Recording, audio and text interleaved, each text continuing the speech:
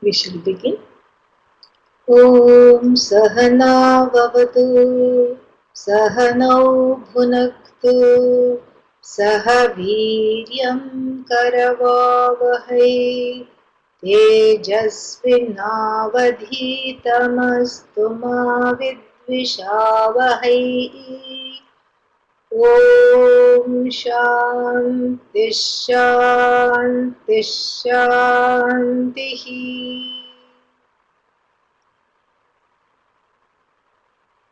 This is Shatashloki, which last met in June, somewhere in the middle of June, June 8th or 9th or 10th, somewhere there.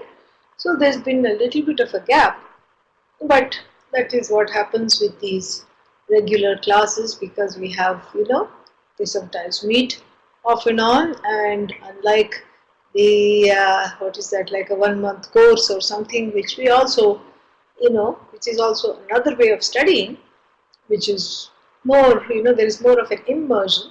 Here, you get in the Brahman waters, come out, go for a dip, come out. This is how it is.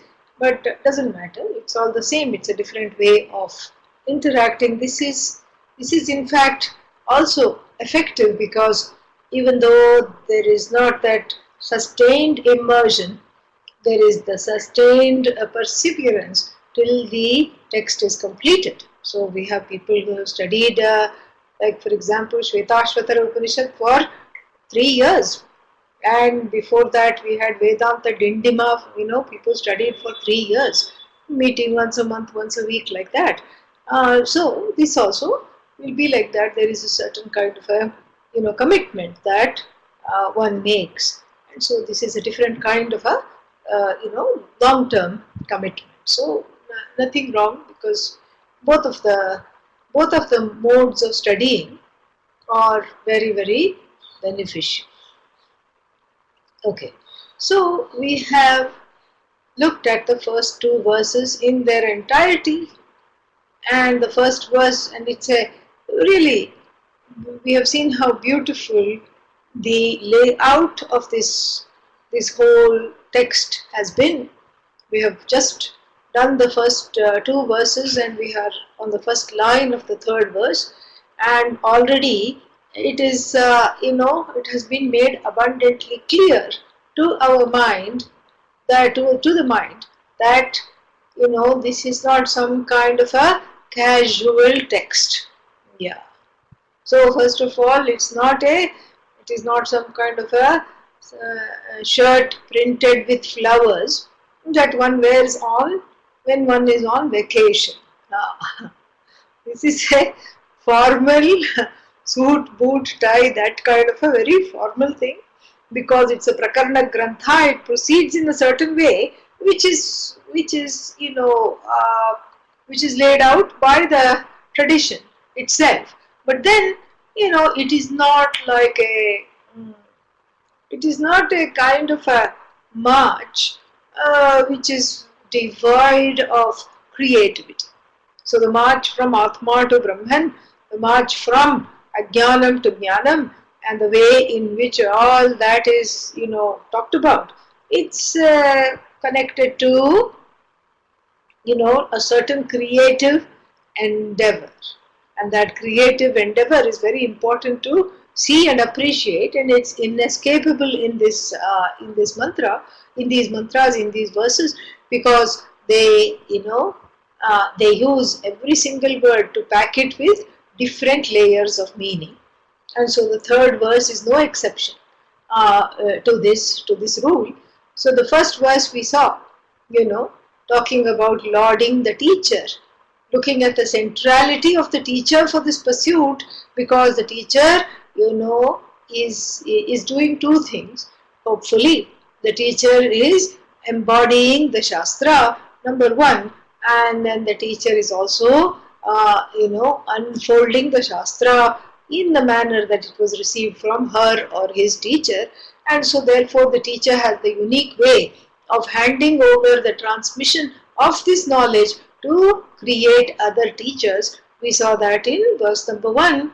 In verse number 2, having lauded the teacher, there is the praise of the Guru Shishya Parampara itself, and how, just staying with a sandalwood tree, the other trees also absorb and exude the fragrance of the sandalwood tree. Similarly, the students, by just being with the teacher, absorb the fragrance of this knowledge, and then, without any reason, such students then become compassionate, compassionate ambassadors of this knowledge, which spontaneously they teach, and then other people benefit just by this, by their, teaching, and they wash out. Shalayanti, we saw, Swoktibihi, Swauktibihi, Shalayanti. Shalayanti means they wash off all the ragadveshas sitting in the hearts, and the papas, sitting in the hearts of the people who listen to them. So this much we have seen. And then verse number 3 was also very telling, because it operates on at least 3 levels, maybe more we will see, but at least 3 levels. And what are these 3 levels? These 3 levels, the first one we saw is a very creative way of talking about the fourfold conditions that every text that is worth being read has to meet. These are the shastric, what is that, the conditions, parampara. And in this parampara, there are some ways, in which the text, you can't just write a text just because you felt like it. It's not modern poetry or modern painting. The modern painting is a better example. You take some, what is that, colors, and then throw it on the canvas, and then you take some other colors and throw it, and then call it, something, musings into the musings of the evening or something like that, because there are lots of oranges and yellows and purples, and it's kind of a abstract rendition of a sunset.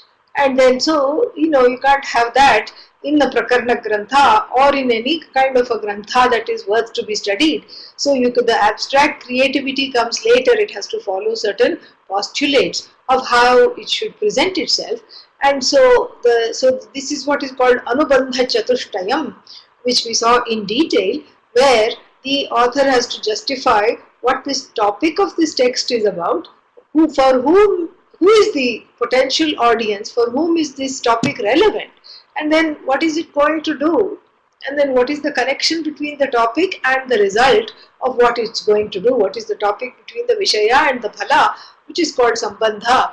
How is the topic connected with the result, and who is the beneficiary, who are the beneficiaries, all this we saw very, beautifully.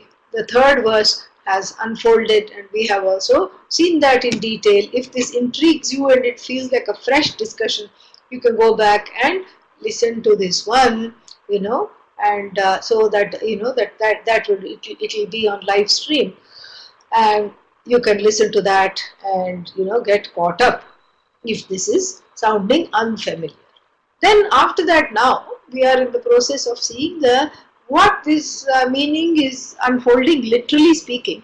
What is the translation of this verse? What is it trying to say? How is it unfolding that? Okay, so that is what we are in the middle of, and to that extent we have seen the first line. Atma, Anatma, Atma Satyam. Anatma is not, anything, not non-existent, but a dependent reality, mithya. Prathamam abhihita. And how do we know that Atma is Satyam? Because he says so. Satyam mithyatva yogat. So how is the Atma first, first talked about? And for that matter, how is the Atma? Atma, don't get confused. Atma always means the self. How is the self first understood, first experienced? And we are not talking here of Vedanta or some kind of insights derived in meditation or lucid dreaming. We are not talking about that. We are just talking about a lay person. How, and the intriguing question, how does that person experience the self? And this is all about experience, because the self is that which is never away from experience. So how does, because it is in the form of Anubhuti Swarupa, it is of the form of the nature of experience. So how does a person who is not necessarily someone who is a Parangata, an expert in Vedanta, or even somebody who's been studying for a long time, just your average person, how do they experience what? This Atma and Anatma difference. How do they experience it? So, says that for Prathamam Abhihita, he says, let us look at that right from the beginning, right at the beginning. How is this experience? At the beginning means before exposure necessarily to this knowledge. So, your average person off the street, you ask them what is the self and everything, and they should, if they are a thinking person, somehow there is this strange feeling that there is something that I am not seeing, and there is something that appears to be permanent that I want, but I don't sense it. And somehow there is a mix-up. There is a feeling of a permanent brain fog where the real and the dependent realities are all mixed up. That is how the regular person experiences it, experiences the I.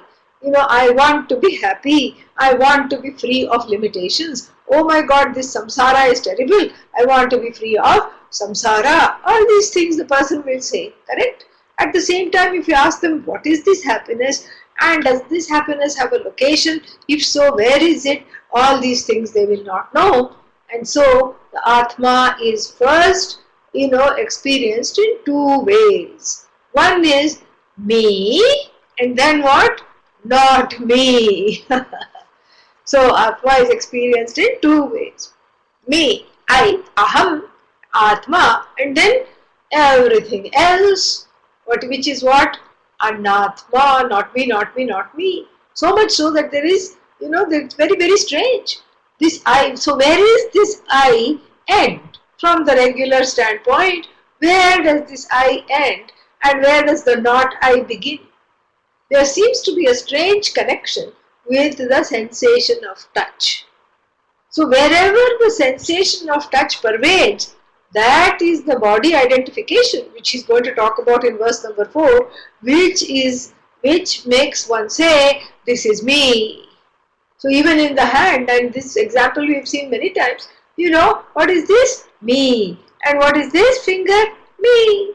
Whose is this? Me, mine, me. What is this? Me. And what about in between? Is there any sensation? No, there is no sensation of touch at all. Not me.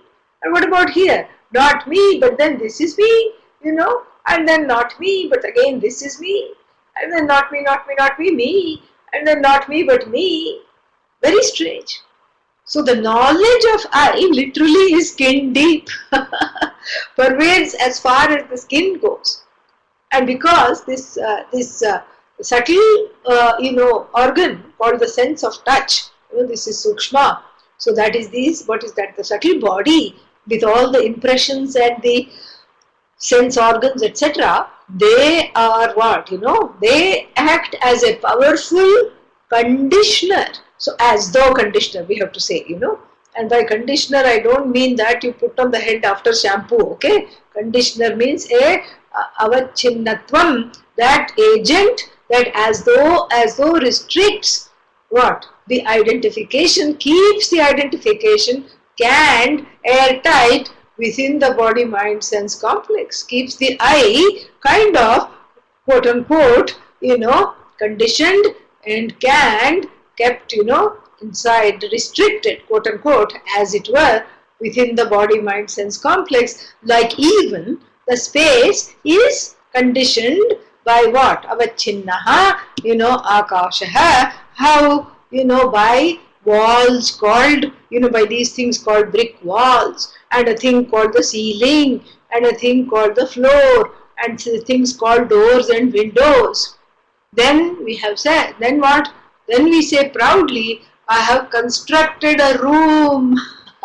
This is my room. And then you lock it up also. And then other people cannot enter. You can do two things. You can lock it up from the outside and say, I'm going to work. This is going to just remain for me. And then you come back and then open the lock and then lock it from inside so that nobody else can come in, robbers and other people, etc. And so that you can let only who you want, like your friends, guests, whoever is invited can come in. So to the body, and then really, can you trap space? Absolutely not. How can you trap space? The very idea is funny, And now, we can go to a Zen question by asking the question. We can go to a Zen understanding by asking the question, is the room in space? Or is space in the room? Is space trapped in the room, or does the room exist in space? And there is room for a number of numerous interpretations. But ultimately, what do we have to say?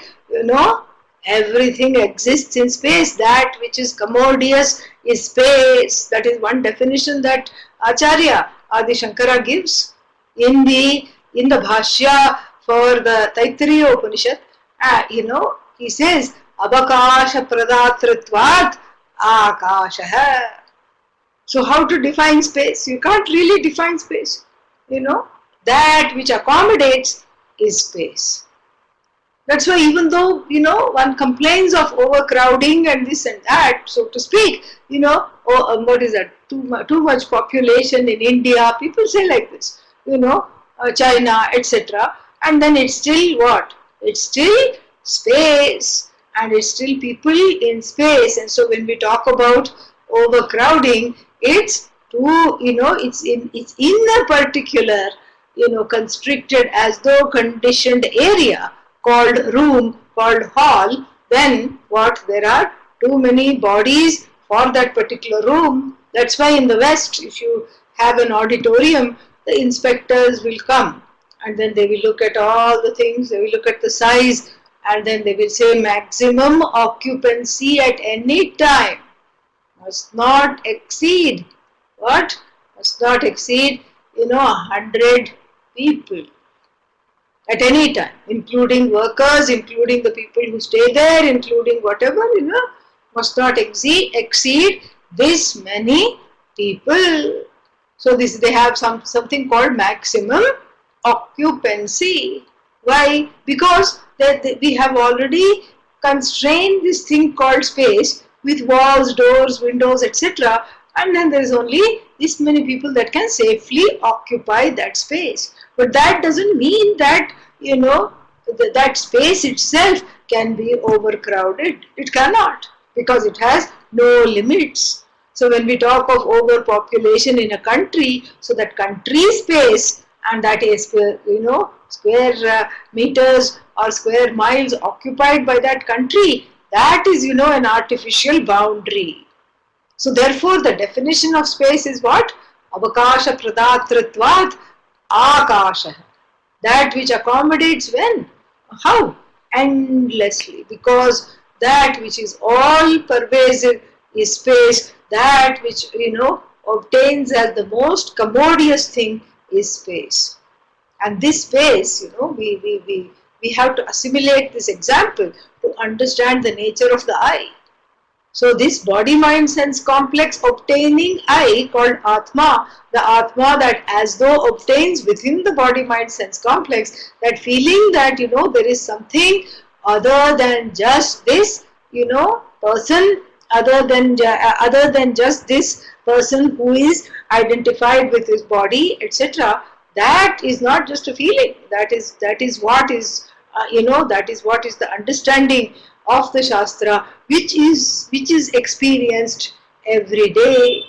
And when you go through, for example, the 3 states of experience, which one experiences all the time, namely dreaming, sleep, awakening, etc. It becomes very, very clear that there is something that is the Sakshi, the witness of all varying situations during the course of the day, and then that witness is able to observe the changes without getting afflicted by them.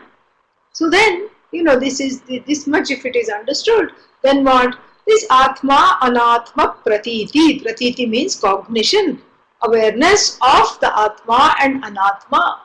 Atma I which is as though confined within this body-mind complex, and the as though is important, just like space is as though confined in a flat, in a room, etc. And then, this pratiti, prathamam means right at the outset.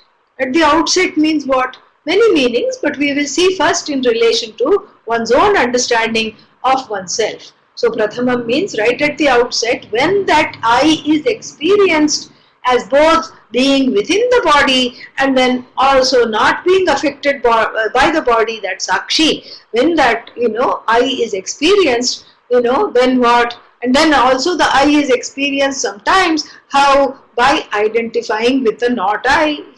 I am as good as my house. I am as good as the body. I am as good as my possessions. This is a confused I. So the I is experienced in a dual way. First as something that is unaffected, which I want to know, which I want to understand, which I want to be.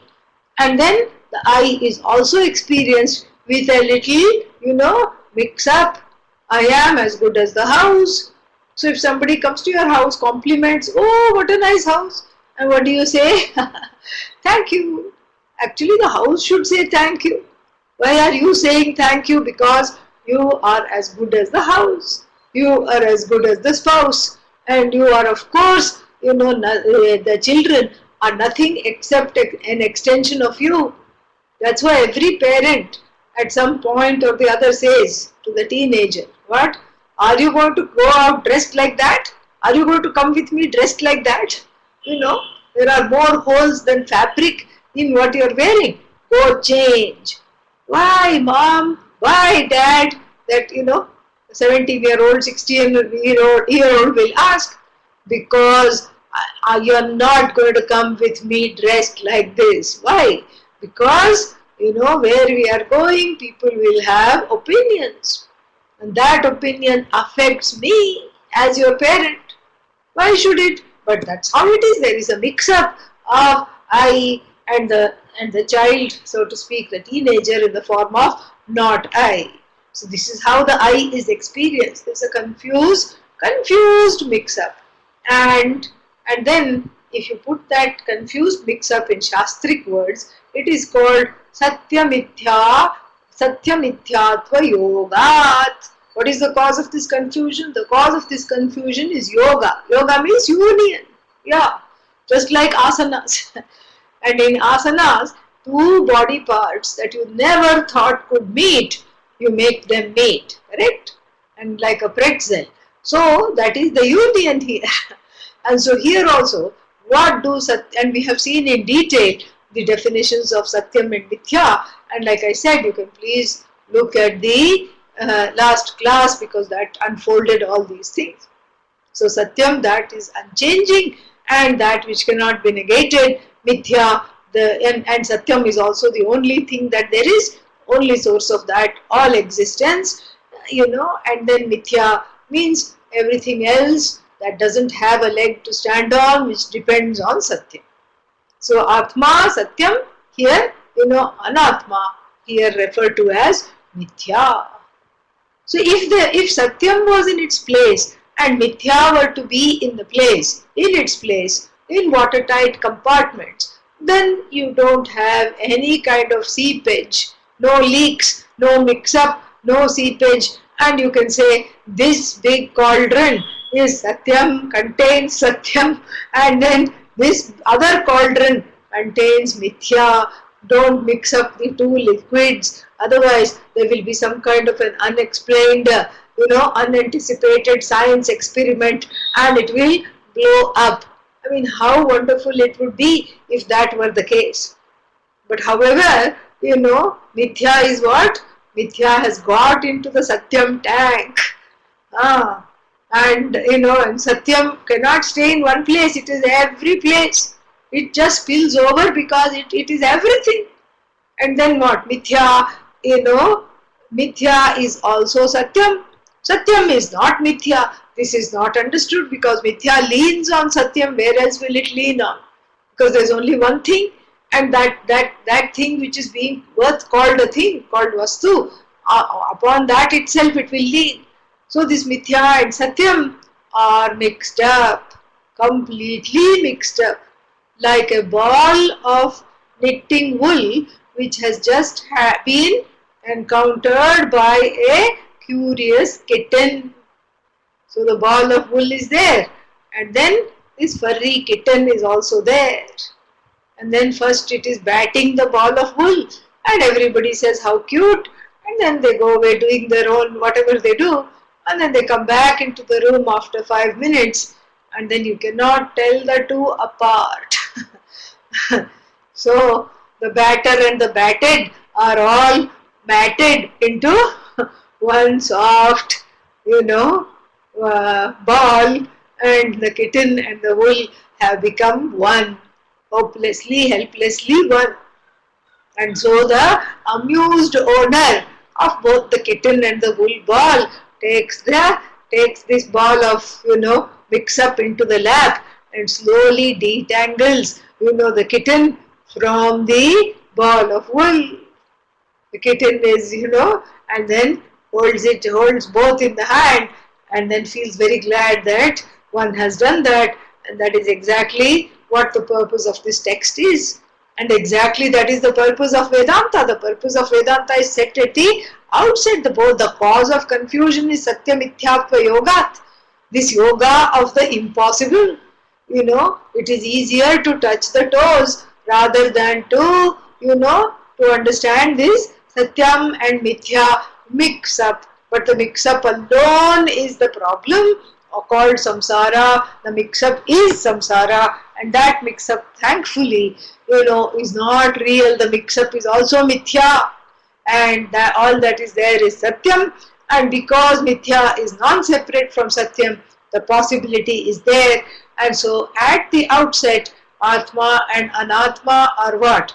Experienced as thoroughly mixed up. Atma anatma pratiti prathamam abhihita. Abhihita means it has been said. How is it experienced? Satya Mithyatva Yogat. It is experienced as a mix-up between I and not I. I is equal to Satyam. Everything else not I is Mithya. Okay?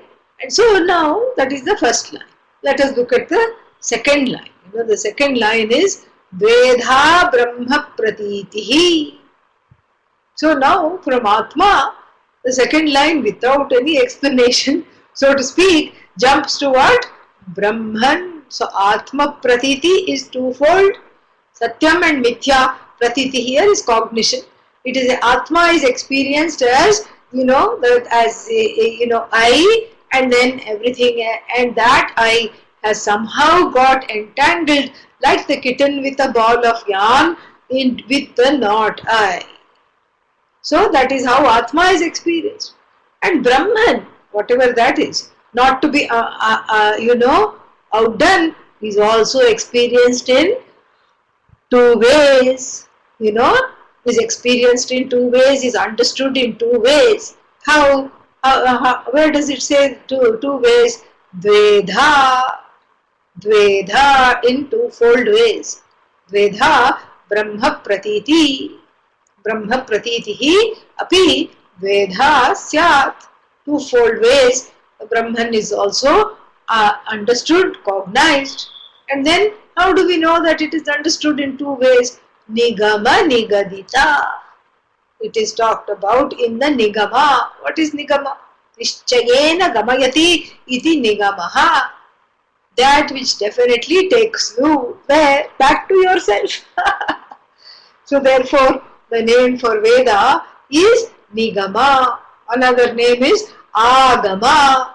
Asamantat Gamayati. That which leads you without any residue to yourself. Asamantat Gamayati Agama. And Nishchayena Gamayati. Definitely, without a doubt, it takes you to yourself, is called Nigama. And beautiful name for the Veda. So Nigama Nigadita. Nigadita, a little alliteration going on here. Nigama Nigadita. Nigama is Veda. Nigadita, unfolded by the Vedas.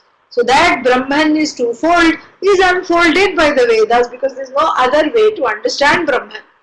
At least the I is understood as somewhat confused, partly based on experience. But then this is Shastra, so the Shastra also is the Shastra, not also, the Shastra alone is the Pramana. Pramana means the means of knowledge that unfolds the nature of, Brahman as twofold.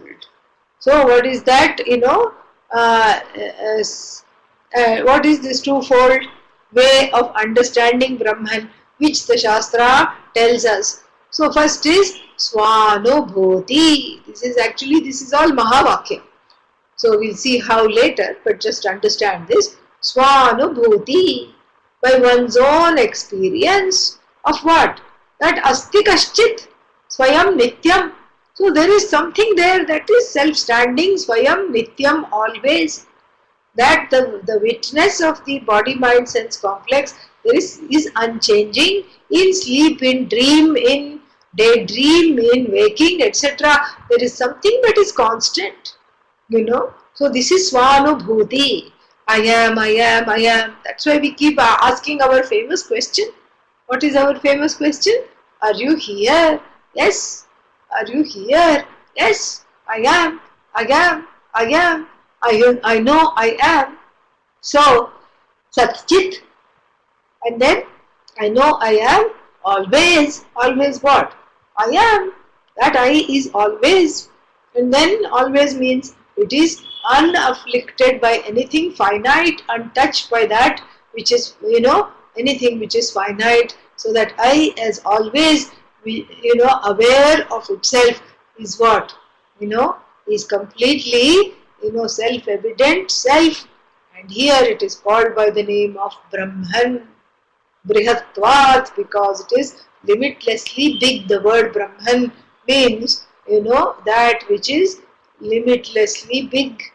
So that from the standpoint of the cosmos, from the standpoint of the manifest universe, from the standpoint of, in other words, Samashti, meaning from the standpoint of the collective, that same I, which is experienced as obtaining in the body, mind, sense complex, is called Brahman. So it is understood first as Swanubhuti, Swanubhuti, one's own experience. I am experiencing Brahman? Yes. So you are experiencing Brahman through all the states, sleeping Brahman, waking Brahman. So Brahman is your permanent last name. Sleeping, waking keeps coming and going. Thinking Brahman, feeling Brahman, eating Brahman, drinking Brahman, doubting Brahman, doubting Brahman, non-doubting Brahman, disbelieving Brahman, Sraddha Brahman, complaining Brahman, Satchidananda Brahman. And it's all the same. It's the same Brahman, that is upkeeping all the things that go before it. But that constant refrain is Brahman. It's the constant last name of, all the states of that one experiences is supported by, manifest by Brahman alone. So the state comes and goes, now hearer, now thinker, now seer, now disbeliever, now believer, now devotional, now non-devotional, This is what, all these are states. These states are there, and these states are what? These states come, states go, and what is there that is constant is the one that is, experiencing the states, is not, not in any state. Yeah.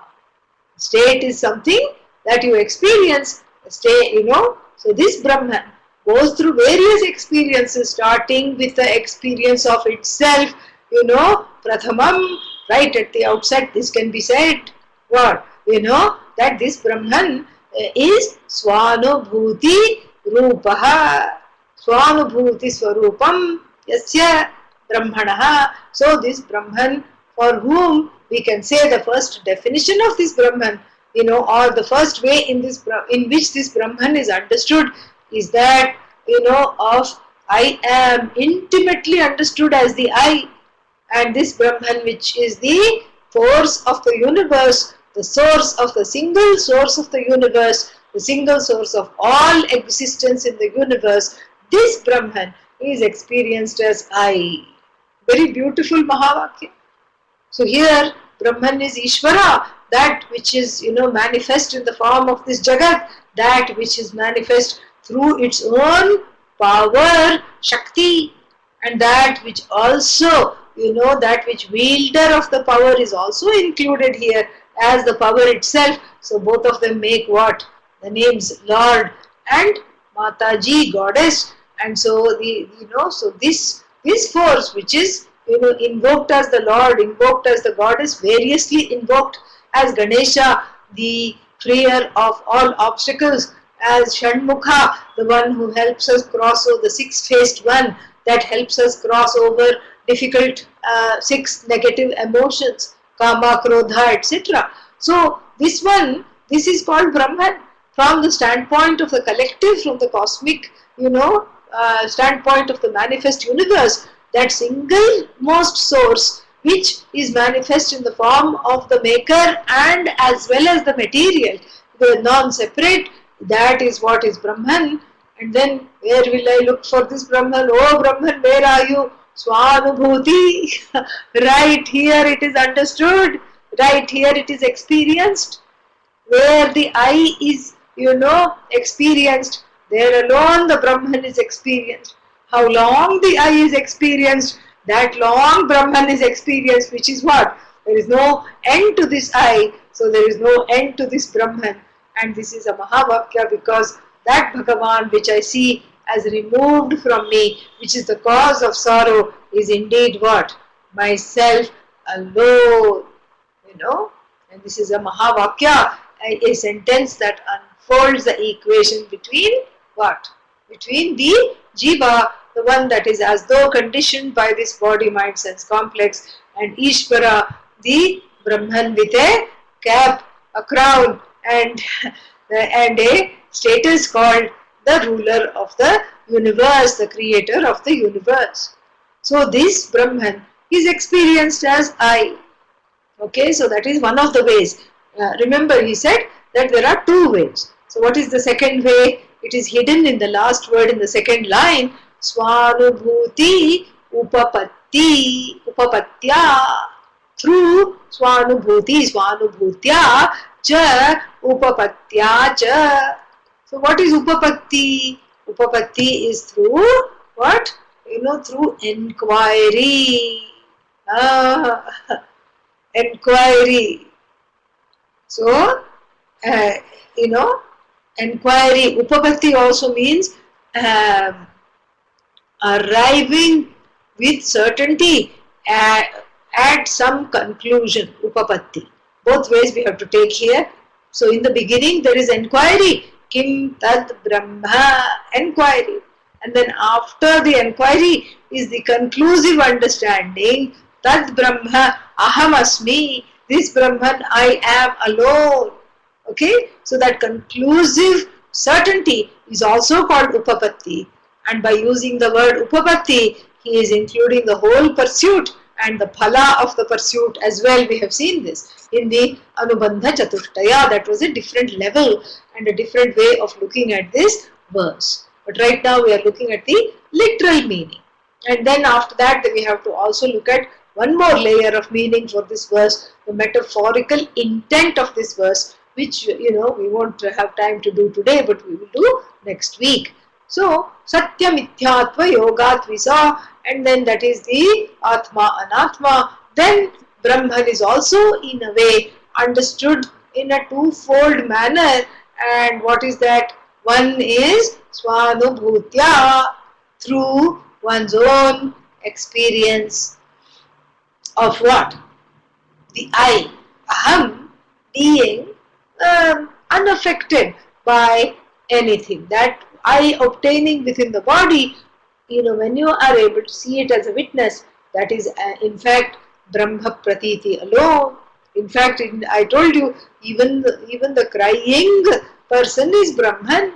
So the crying Brahman, that Ananda itself is upholding all the tears. So really speaking, that which is unchanging is called, that unchanging, the experience of the unchanging I is the first way in which this Brahman is cognized. So say the Vedas. And then what is the second way? The second way is by launching a formal enquiry. And how do you launch a formal enquiry? We are not talking of the enquiry into the behavior of a politician or their spending practices where, where the not I and the I is helplessly mixed up, usually financially speaking. So the campaign funds are used for specific, personal experiences, which is a no-no. Or they might have their, guards and what is that, the security detail go pick up their laundry and do other personal things, which is also a no-no. So so this example shows that there is just like that, it is a mixed up understanding. That's why one has to launch a formal enquiry to delineate what is what. And so how is this formal enquiry launched? By going to the teacher, by surrendering, submitting to the knowledge of Brahman, to study this, not in a, haphazard, on again, off again way, but through, a committed exposure to the teaching. And this is how one understands, and this is called Upapatti. Upapatti means a conclusive certainty. Upapatti also means an enquiry. So first we start with an enquiry, and how long should one study? Till one gains the complete, certainty. I am this Brahman. There is nothing other than Brahman, and I am it. So this is what the whole thing is. And then, so this is, this is the first two lines. If this much is understood, we can proceed further. Then the third line says, Adya dehanubandhat bhavati tad aparasa cha sarvatmakatvat. So Adya. So Adya means what? What is this? Adya means the first one. What is this word? First one, and it is in feminine gender. So this is, so what is that? The first one here is referring to the twofold distinctions, twofold ways in which this Brahman is understood. And so Adya means what? In the first way. And what was the first way? Swanubhutihi. That is also feminine. So this Adya calls, qualifies, or calls out, shouts out or qualifies Swanubhuti. So Swanubhuti means one's own experience. Adya, how does that come? How is Brahman known? Through one's experience alone. Through and what is that experience? Dehanubandha. Deha Anubandha means an identification with the body. Anubandha, identification with the body. So the I notion, is experienced alongside the body. You don't say I exist out of the body. You may say I am having an out of body experience, but you don't say I exist out of the body. You can't, correct? Because the experience of the I is along with the body. So dehanubandhat bhavati, and he has clearly and very cleverly inserted the word anubandha to also show us that this is a discussion of anubandha chatushtayam, which we did in the last class. So I'm not going to go there, but just to look at this hidden word anubandha, just like the word anubandha is hidden, so too the anubandha chatushtayam is also discussion, is also equally hidden. So Adya dehanubandhat bhavati. Adya means the first. And what is the first? Don't go to the first line, Atma, Anatma, no. Here, the second line here, the last two words you have to see, Swanubhuti and Upapatti. Because that is what is referring to by the word Adya. We have to look at the first word that the Adya qualifies, which is in feminine gender, and that is Swanubhuti. So Adya means right at the the first one. And what is that first one? One's own experience. How is this cognized? It is cognized alongside the body. It is cognized. One's own experience of Brahman is cognized alongside the body in correlation to the body. And then tad apara. Then tad means next. Apara, the second one, the other one. So the first one is Adya and Apara, the second one, respectively. We have to understand Sa, she, meaning again the second one. Upapatti is also in feminine gender. Upapatya, it is said. So Sa tad Apara. So that one, the second one, the other one. Sa cha, she indeed is understood how, Upapatti means through conclusive certainty, through inquiry, that, that second way of understanding Brahman is how Sarvatmakatvat is understood as Sarvatma, as everything. Which means what? Without the understanding, without this inquiry, you can never proceed from there is something there, asti kaschit swayam nityam. There is something there that seems to be permanent within the body, mind, sense complex, which obtains as I. You can never proceed from there to I am everything. Everything is non-separate from me. I am the trees, I am the bees, I am the birds, that fly with such ease. I am the sun, I am the moon. I am every single thing that is there. Self-luminous I, and that I extends to the farthest galaxy. To the farthest galaxy I extend. I include all the black holes. I include even this thing that the scientists have been increasingly intrigued by, called antimatter. And this antimatter is me. Dark matter, antimatter, meaning it's a negative space within which the positive charges are recognized, their existence is recognized. And and again we are not talking of existence of Atma, where the existence of objects in space, galaxies, etc. are recognized. What is surrounding them is what is called antimatter, and then that antimatter highlights what is matter, and this is what the whole thing is.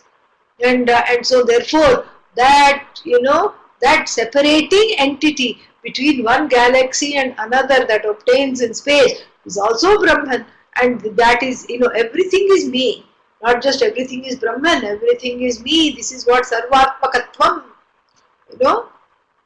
Atma is Sarvam alone. That understanding, without the teaching, you can kiss that understanding goodbye.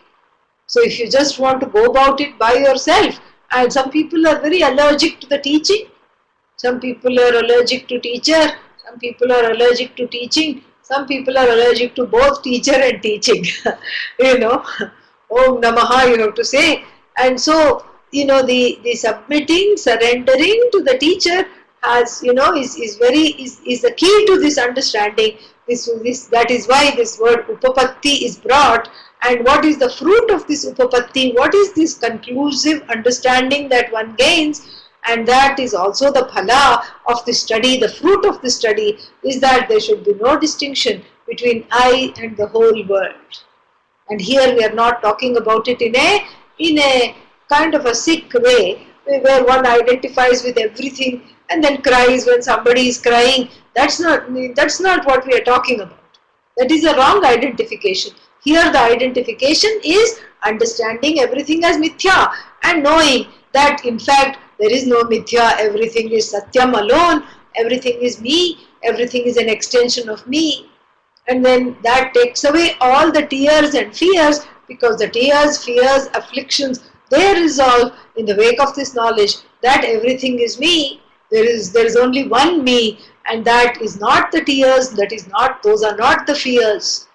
And there is no such thing as having a bad day. All these things are the phala, the fruit of certainty and this certain knowledge which this Nigama gives, which the teacher gives, which exposure to the Shastra gives. So this Upapatti, the enquiry and its culmination is what? Sarvatma, I am everything, everything is non-separate from me, everything is an extension as it were of myself alone, because the I is now identifying with that consciousness, that self-existent awareness that pervades the whole universe, that is in the form of all knowledge and that is endlessly present, Ananda, Ananta. And so the identification, small identifications with the body, with the mind, with the senses is all gone. And so this is what is called Sarvatma. So Adya Swanubhutya Bhavati. So the first understanding is dependent on one's own experience as what? Something that is there. There are two people coexisting in one body. One is crying all the time and the other one is what? Giving the crying one a hanky. So, the one who is unafflicted. And so this is experienced as Swanubhuti. Everybody is so to speak, a split personality. There seems to be one thing that is unaffected, the one thing that goes about witnessing everything. Just like we saw in the Mundaka Upanishad, the story of the two birds. So one bird is keeping on hunting for sweet berries and getting rotten ones instead in its life, and then that is what the sweet berries signifies karma phala. So the bird is a karma phala hog. So this flitting fellow, the one that obtains in the body mind sense complex, addicted to papa punya and feeling helplessly victimized by the one's own omissions and commissions in this and other lives. And then there is one more that is objective. There is what seems to be another I located in the same body, and this I seems to be constant, seems to be objective, neutral. So will the real I please stand up? One is mithya, shadow, the other one is satyam. Which one is mithya? The one that is going around believing, lamenting over the papa punya, crying itself out and doing all kinds of nonsense. That is what is mithya. And then satyam is what? Satyam is you, the one that is unaffected. This is known through exposure to the knowledge. And then what is the fruit of the exposure to this knowledge? Sarvatmakatva bhava, sarvatma bhava. The understanding that I am indeed everything. Adau. Okay, then fourth line. Adau. Third line was Adya and now it is Adau. And what is this Adau? Dehanubandha. So the Adau is referring to Dehanubandha. Very krama is there. Everything you have to add respectively. So Adau, the first one. And don't go to the first line. First one means not, Atma, Anatma, Pratiti. We have come away from them. So Adau refers to what went on in the third line, Dehanubandha. So the Adau, the understanding that obtains in the body and mind as, one's own experience of, being in this body and not being affected by the body. And so this kind of a I that obtains in the body mind sense complex, Adau, and then how does it articulate itself in speech? Because this is very interesting. It's one thing to sense the feeling, but if I were to talk about it, how would I talk about this I existing within the body mind sense complex, which I experience, which is again not coming under the spell of various other states of mind, states of body, etc. That Sakshi is experienced how? How do I articulate the understanding? Brahmasmi iti anubhava udite. Udite means that is understood. Udite with the rise of what?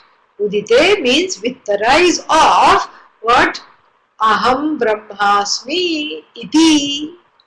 So this experience of I, even though it is hopelessly appears to be entangled with the body mind sense complex, yet on sometimes I'm able to see, access this I that is separate from this body mind sense complex. And if I were to talk about it, what would I say? Oh my God, OMG, I am Brahman.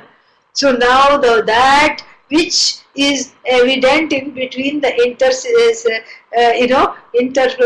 places, that that which intervenes between the spaces of all experiences, that which is there even when there is nothing specific to experience, that which is the namer of the experiences, that which is the content of the experience and the experiencer and the means of experience, without being either the experiencer or the experience or the means of experience. How will it speak? What will it say?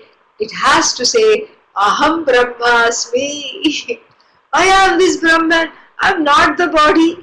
Mano buddhi ahankara chittani naham.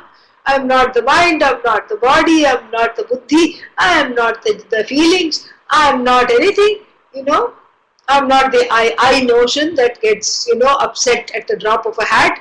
I am not that. And then, nacha shrotra jihve, nacha ghrana netre. I am not the sense organs. I am not any of these things. And I am not the five elements from which all this has come. Then what are you? Chidananda Rupaha Shivoham Shivoham. I am this Ananda. I am this Ananda, and this Ananda is alone me, and this Ananda is in the form of Chit, and this Chit, that presence which obtains, that self, evident self which obtains in the body mind sense complex, unafflicted. And then if I were to talk about it, I will say, Ye Aham Brahmasmi. And then when the rise of this understanding, iti anubhavaha, iti anubhava means this is experienced. Aham Brahmasmi is experienced. It is not something that is, written in the Shastra. It is experienced directly. And so don't think that Brahman is not experienced. In fact, everything that you experience is Brahman alone, including your tears and fears. That is Brahman alone. This understanding has to dawn, and with the dawn of this understanding, iti anubhava udite. Anubhava here means that knowledge of the experience of Brahman as everything, every experience not being separate from Brahman, and Brahman not being subject to any particular experience. This understanding udite, with the rise of this understanding, kalvidam Brahma sarvam iti paschat. Paschat means next comes the understanding all this is Brahman. First what? I am Brahman. The second what? Everything is Brahman. How do you get the knowledge I am Brahman? Through Swanubhuti, your own experience. Your own experience is enough to give rise to the understanding I am Brahman, but it is incomplete. It is only Tvam Pada Vichara. It is only an enquiry. That is what an enquiry into the term you yields. But this you, this I notion, has to be walked over to everything that one sees in all the objects of sight, etc., which we had previously delineated as Anatma. That also is now what? Non-separate from Atma. Sarvatma it has become. And that Sarvatma, if it were to talk, that Sarvatma Bhava, if you gave it a microphone and said, please tell me how do you express yourself, it will say, Sarvam Khalvidam Brahma. In fact, both the Mahavakyas are there. Aham Brahmasmi, Sarvam Khalvidam Brahma. Imported Mahavakyas in the Brihadaranyaka Upanishad, which, we will see next Wednesday. And one announcement, because, I think that we have not looked at this, I tried to say this, but somehow it has not reflected in the website.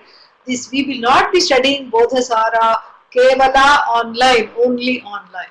Bodhasara will continue, but when I'm in Eugene, and then, whenever I'm there, and then when there is an audience that has already been studying it, then because otherwise you don't know who shows up here and I don't know where to start, where to end. So I want some kind of a continuity with that.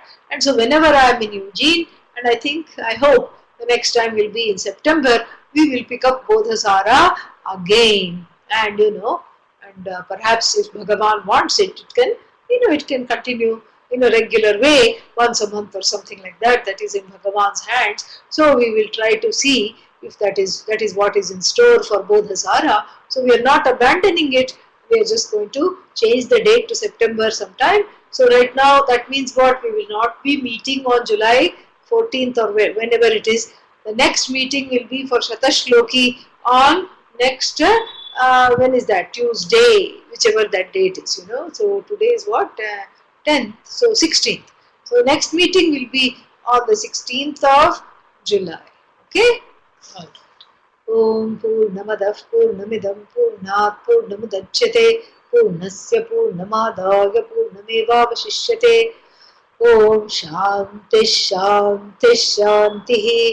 Harihi Om Shri Gurubhyo Namaha. Harihi Om. Yeah.